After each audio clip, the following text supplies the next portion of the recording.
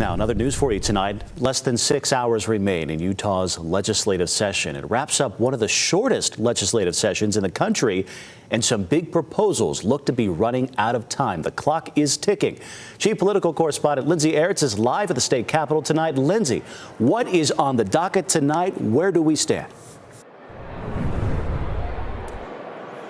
Yeah, Brian, well, we still have to pass what's known as the Bill of Bills. This is essentially our $31 billion budget, what lawmakers are doing with your tax dollars, how they have taken those and divvied them up based on all of our state needs. So we are still watching for that, though we're not expecting any controversy around it.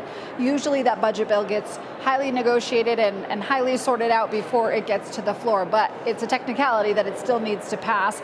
We're also watching for a social media tax bill to get final passage in the Senate. This has been a priority of Governor Spencer Cox, who's wanting to take aim at social media companies where he believes they are harming children with some of their what he calls addictive algorithms. So we're waiting for that proposal as well.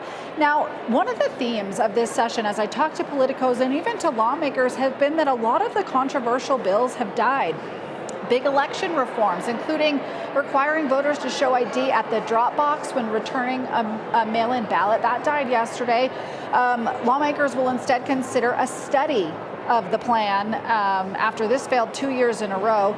Now, a plan to shut out undocumented immigrants from public assistance also died not once but twice because no senator volunteered to take the idea in that chamber after it passed the House. And a bill that notably will not make it to the governor's desk, comprehensive state-level AI regulation, died before making it to the final day. You might remember actor Joseph Gordon-Levitt showed up supporting the idea. Later, President Trump signaled his disapproval. Now, I spoke with Governor Spencer Cox, who says that that was a case of Utah getting the balance wrong when it came to protecting kids but not regulating the technology. I've been very clear that I want to regulate AI in the right ways, but not overburden AI with regulations. We need innovation in this space. We know that AI has the ability to solve some of our greatest problems. I don't want to put our thumb on those companies to prevent them from doing that, to developing these tools.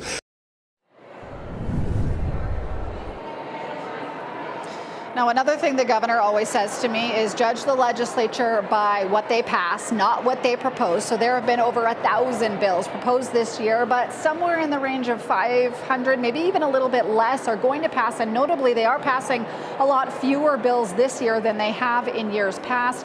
Lawmakers very pleased also with their judicial reforms, changes to, though, the judges who will hear some of the state's most high-profile cases, like redistricting and abortion. Those are now facing a litany of lawsuits even before they've passed out of the legislature. So still a lot to watch here tonight. Brian, I will say that lawmakers also celebrating tax cuts. That's some of what they've done with your tax dollars, both to the income tax and the gas tax. Okay, Lindsay, a lot going on there. I understand you just got out of a meeting with Senate leadership. Where are they focusing their efforts in these final hours here? Yeah, well, I was only in there for a few minutes because, as they do, they get really busy and they stayed on the floor longer, so I had to come here to talk to you. But we started by just talking about how they're very happy. Those bills that I mentioned that they're passed, they think the process was a lot better this year in terms of vetting ideas earlier in the process. That's maybe why they say we haven't seen as many pass. I will also tell you that lawmakers are signaling that a special session will likely to be coming this summer over Amendment D. You might remember that is the change to initiatives, with the power of initiatives, that big Supreme Court ruling from 2024 that said that legislatures could only tweak initiatives if there was a compelling government reason. Well, now lawmakers are planning a special session in order to change the Constitution on that, but it's likely we won't see that until this summer. Brian? Okay, you heard it there from Lindsay Aerts. And folks, by the way, at home, follow Lindsay on X or Twitter or whatever we're calling it now. She's giving us updates throughout this session, and we really appreciate it. Lindsay, thank you very much. We'll see you later.